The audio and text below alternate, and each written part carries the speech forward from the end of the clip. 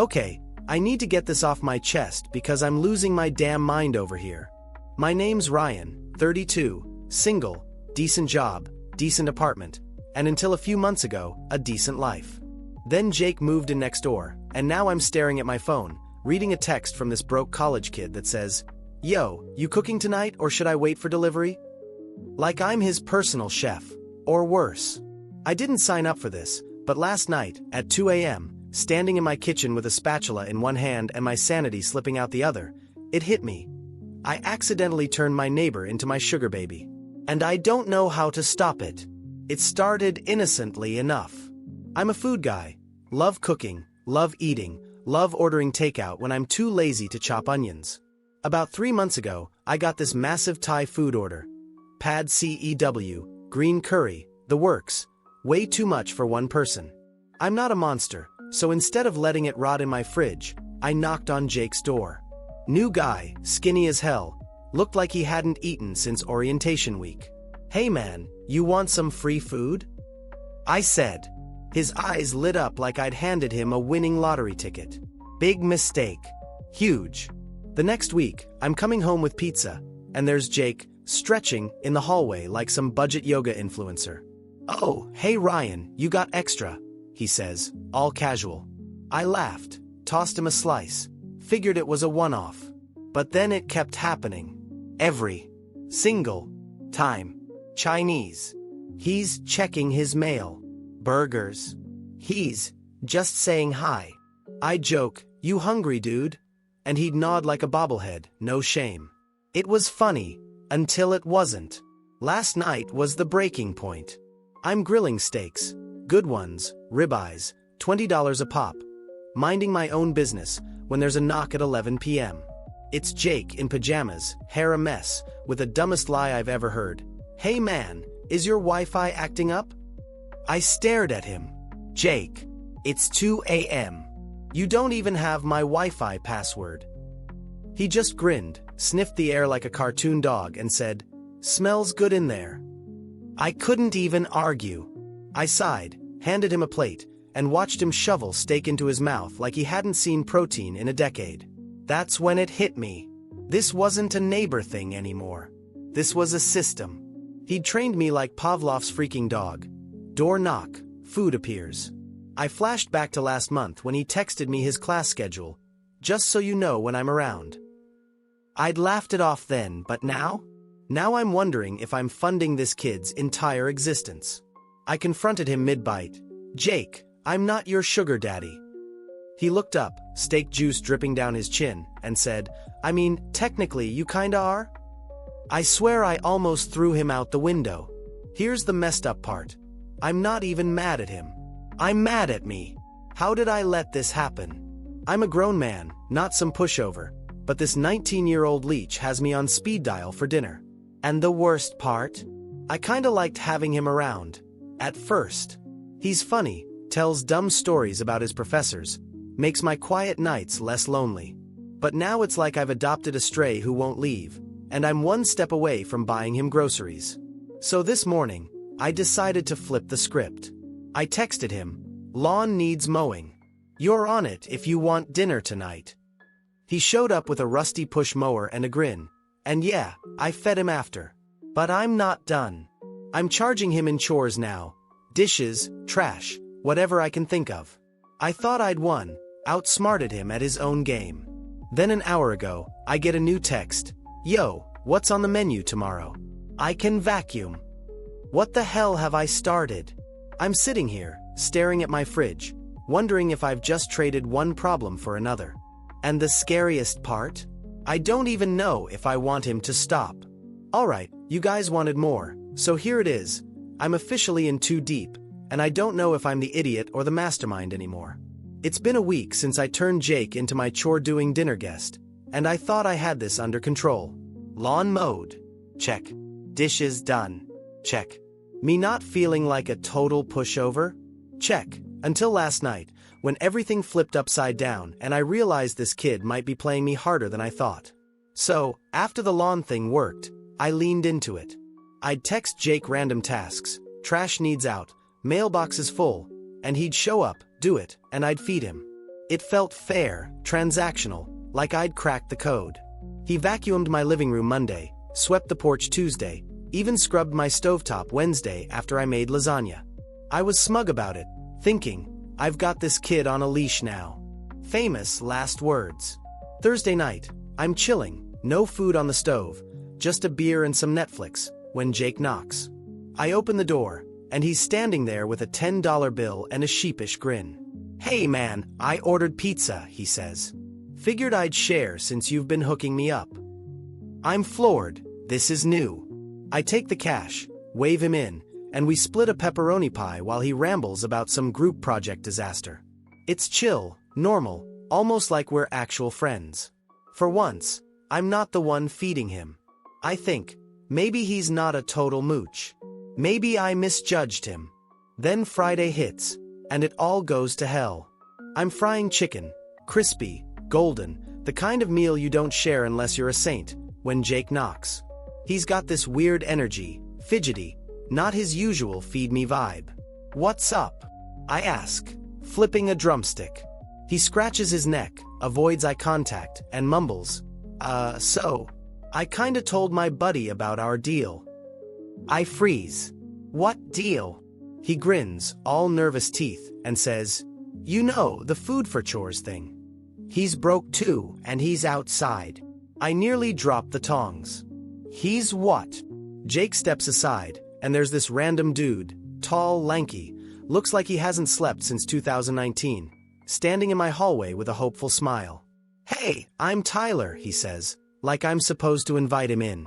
"Jake said you're the guy with the food." I glare at Jake, who's suddenly fascinated by my floorboards. "You told him I'm what, a soup kitchen?" Jake shrugs. "I didn't say that. I just said you're cool and you cook a lot." I'm fuming, but Tyler's already sniffing the air like a bloodhound. "Smells good, man. I can take your trash out or something." I'm 2 seconds from slamming the door when Jake chimes in. "Come on, Ryan, it's just one night." He's chill. Against every shred of common sense, I let them in. I don't know why. Maybe I'm too nice. Maybe I'm too tired. Maybe I'm just an idiot. They devour the chicken like piranhas, and Tyler's out the door with my trash bags 5 minutes later. Jake stays, smirking like he's won the lottery. That's when he drops the bomb. "Thanks, man," he says, licking grease off his fingers. "This is way better than the dining hall. Oh, and Tyler's crashing at my place this weekend, so we might swing by tomorrow too." I choke on my beer. "Swing by. Jake, this isn't a buffet." He laughs, and says, "Relax, we'll figure out chores. You're the best, dude." Then he's gone, leaving me with an empty skillet and a sinking feeling I've lost control.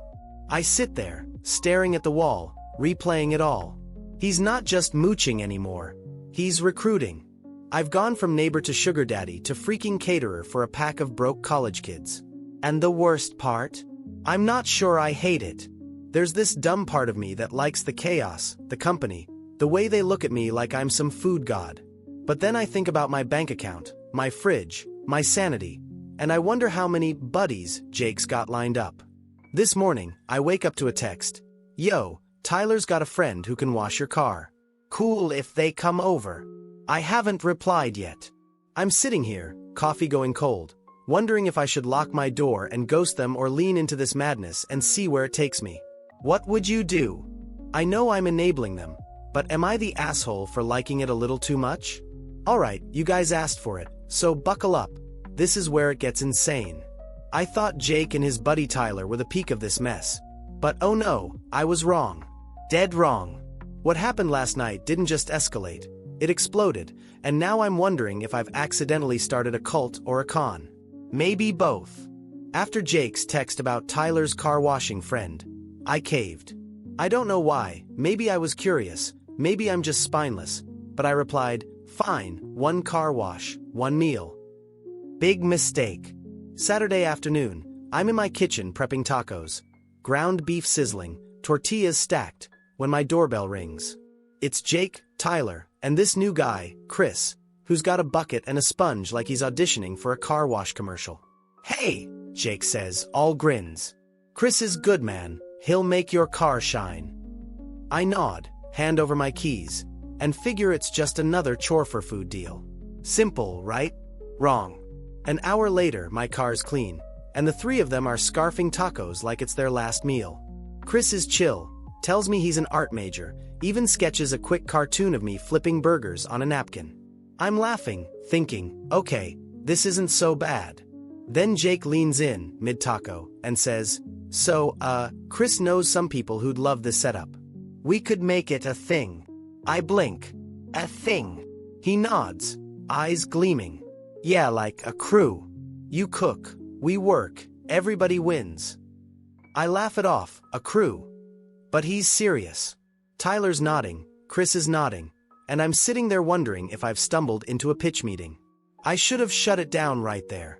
Should have said, no, this ends now. But I didn't.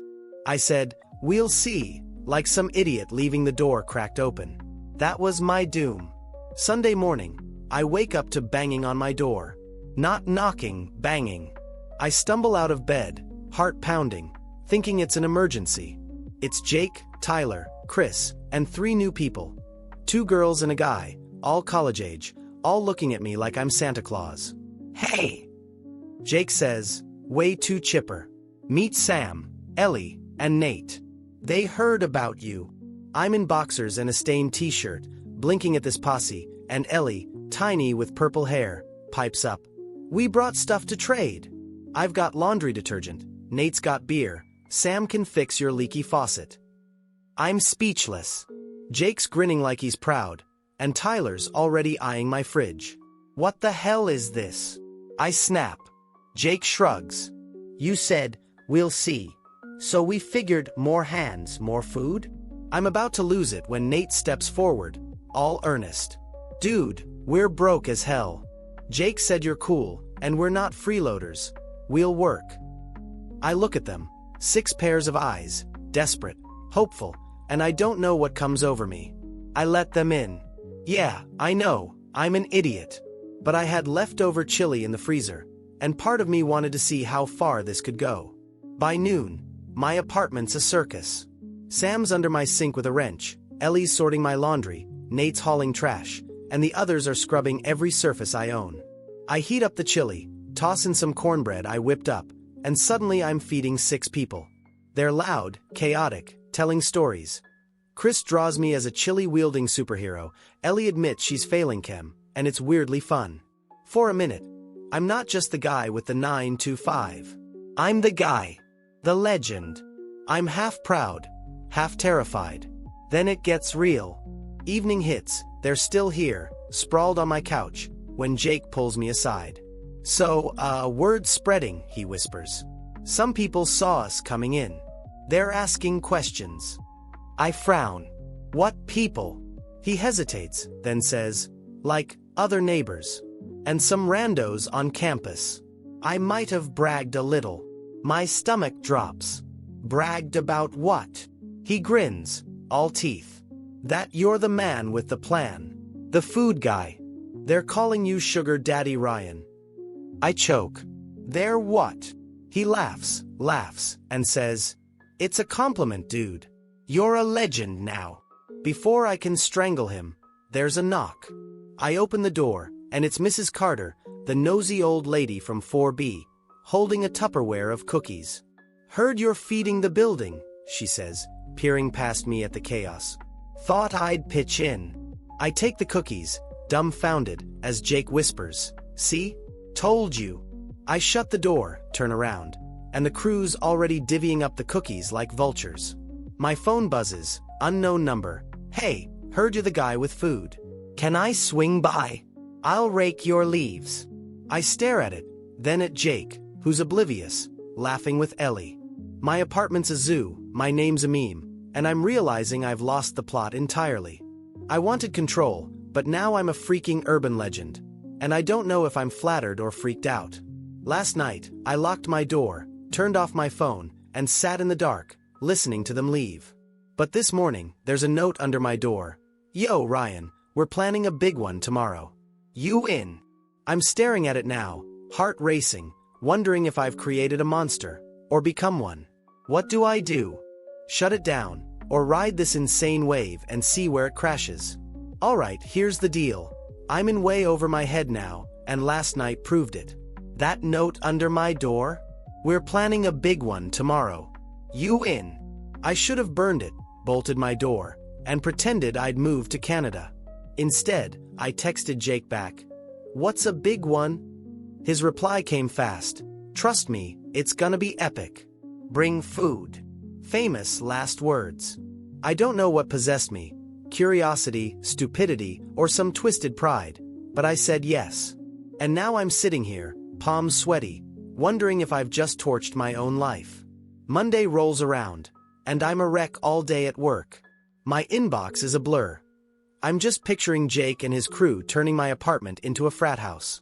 I stop by the store after my shift, grab burgers, buns, chips, enough for maybe 10 people, tops.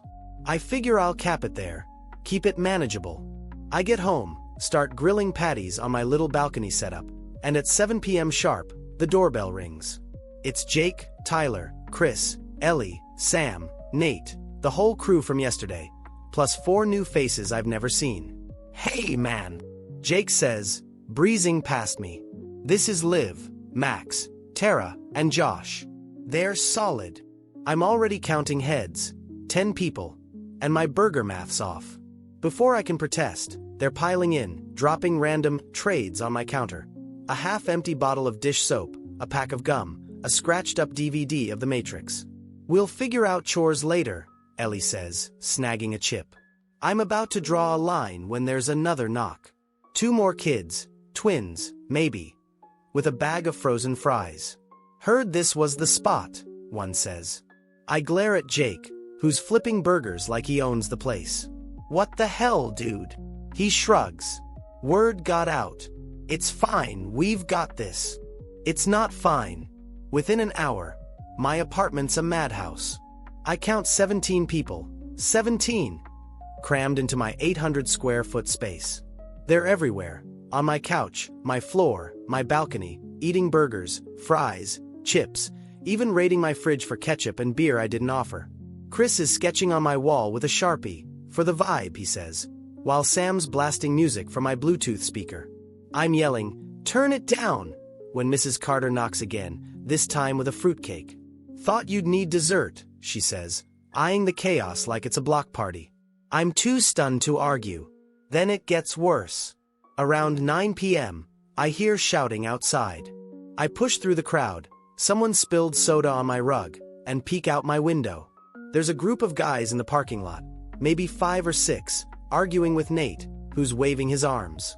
I step onto the balcony, and one of them yells up, Yo, Sugar Daddy Ryan. You feeding everybody but us. My heart stops. They're not joking, they're pissed. Jake's beside me now, whispering, those guys are from West Hall. They're mad I didn't invite them. I snap. You know them. He nods. Kinda. They're intense. Before I can process that, a burger bun sails past my head. Someone's throwing food. Inside, Liv screams as a chip bag explodes midair, and outside, the West Hall guys start banging on car hoods, chanting, Sugar Daddy! Sugar Daddy! It's a riot. I'm shoving people out, yelling, Party's over! When the cops show up, lights flashing, sirens blaring. My neighbors are on their balconies, filming, and I'm thinking, this is it. I'm done. The cops break it up fast. One warns me about noise complaints, but no arrests, thank God. The crew scatters, Jake muttering, Sorry man, didn't mean for that, as he bolts.